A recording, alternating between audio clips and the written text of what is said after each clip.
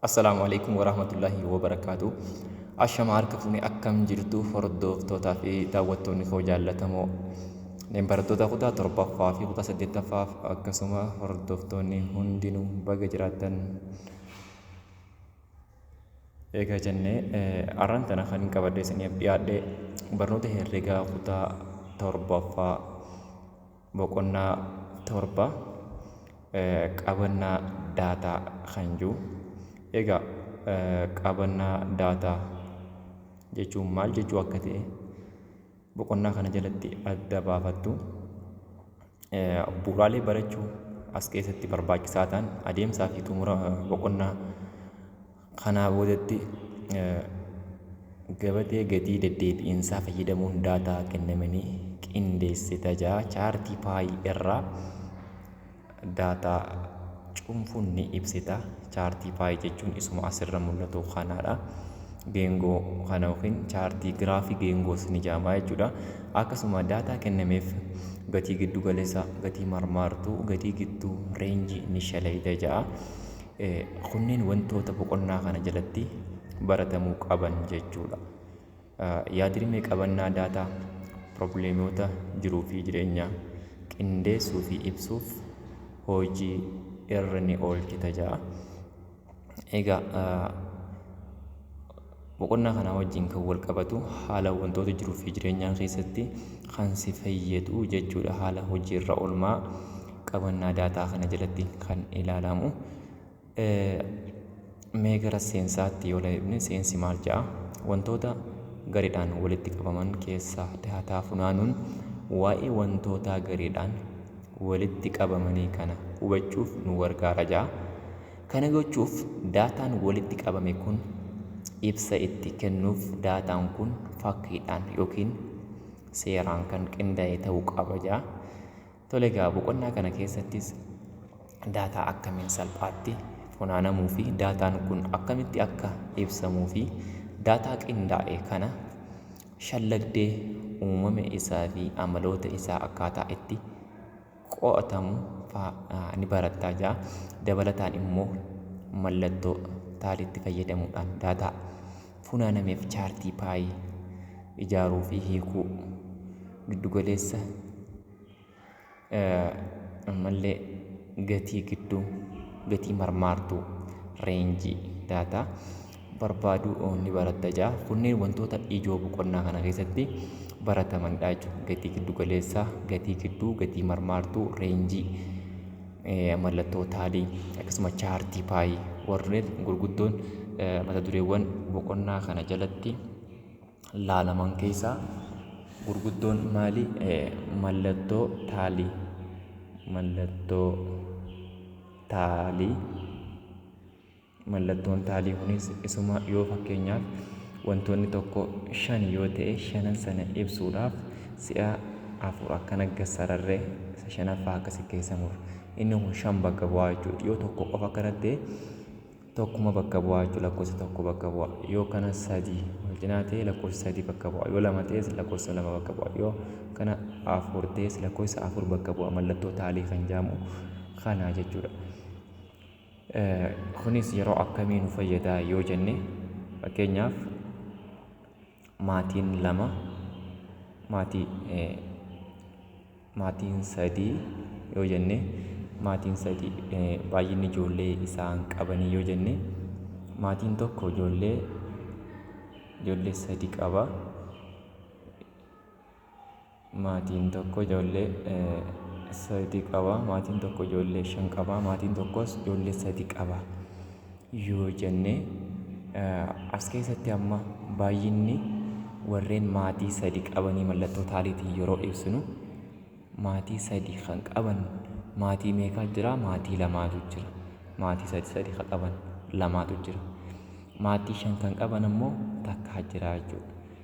Maatiin waliigalli isaanii maatii 3 warra manaa 3 jechuudha. Abbootii manaa 3 tokko maatii 3 qaba, tokko maatii 5 qaba, tokko maatii 3 qaba. Maatii 3 kan qabu nama meeqa jechuudhaaf mallattoo taalii fayyadamna. Nama 2 jennaan. Maatii 5 qabu nama meeqa jechuudhaaf mallattoo taaliitiin tokko kan akka sarara. Kun kanaaf akka kanatti kan fayyadudha. Inni biraa mata dureewwan boqonnaa kana jalatti barataman chaartii paayiiti. Chaartii paayii hogguu jennu yookiin giraafii geengooti. Akka kanatti giraafii geengoo kanarratti daataan ibsamu guutummaan isaa guutummaa waan sanaa akka ibsu guutuun geengooti. Akka kanatti yoo murree seektara jedhama. Bakki kuni seektarri kun ammoo gartokkee waan guutuu kanaati kan nuuf ibsu.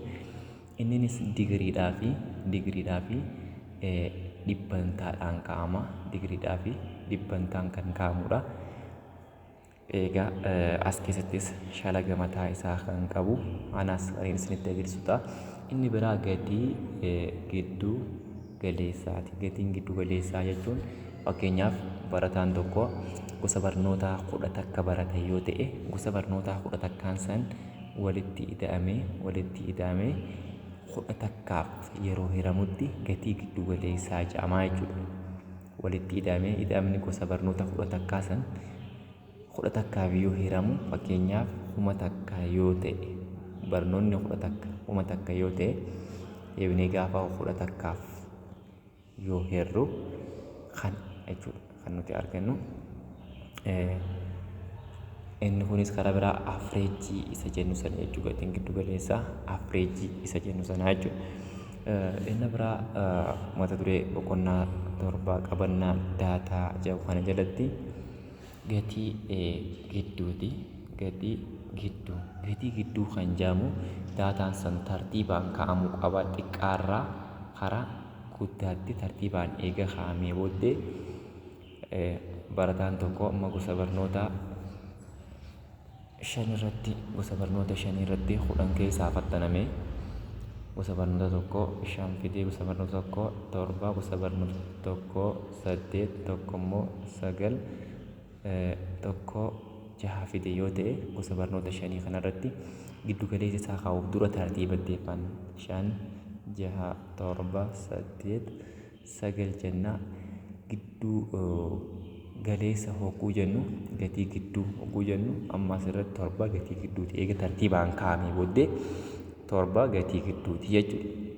Xiqqaarraa karaa guddaatti yookiin guddaarraa karaa xiqqaatti yoo ta'es yoo daataan kun ammoo 6 ta'e fakkeenyaaf asiin osoo lakkoofsi biraa dabalamee 10 ta'e daataan kun baay'inni isaa amma 6.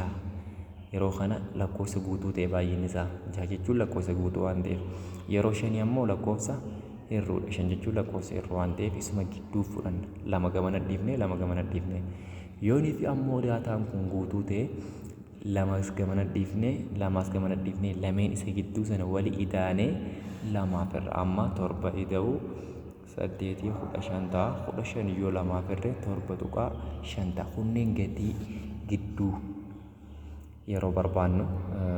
Inni biraa gatii gidduun akka kana yoo ta'u bal'inaan keessa galseennee gilgaala keessattis kan laallu ta'a. Amma irra keessa yookiin raafilee kan inni isin ibsu ta'a malee gatii marmaartuu yeroo jennu amma daataan kun akkuma kanaatti kan kenname yeroo ta'u barataan tokko gosa barnoota 5 irratti barnoota tokko 7 fidee barnoota tokko 8 barnoota tokko 9 barnoota tokko 8 fidee barnoota tokko 6 fidee yoo ta'e 10 keessaa fattaname. Ammas keessatti gatii marmaartuu jechuun deddeebi'ee kan dhufe jechuudha.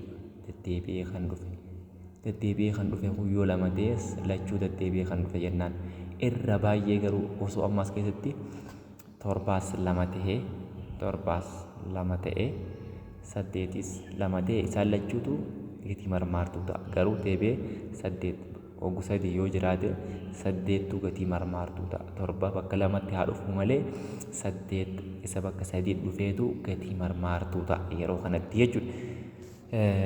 Gatii marmaartuun akka kana yoo ta'u inni biraa immoo gatii reenjii daataati. Reenjii daataa hogguu jennu amma barataan tokko qabxii 10 keessaa gosa barnoota 5tti fattanameera haa jennu.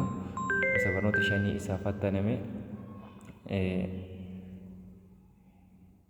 7 keessaa gosa barnoota 5 fattaname 10 keessaa haa jennu 7 fide 6 8 9 6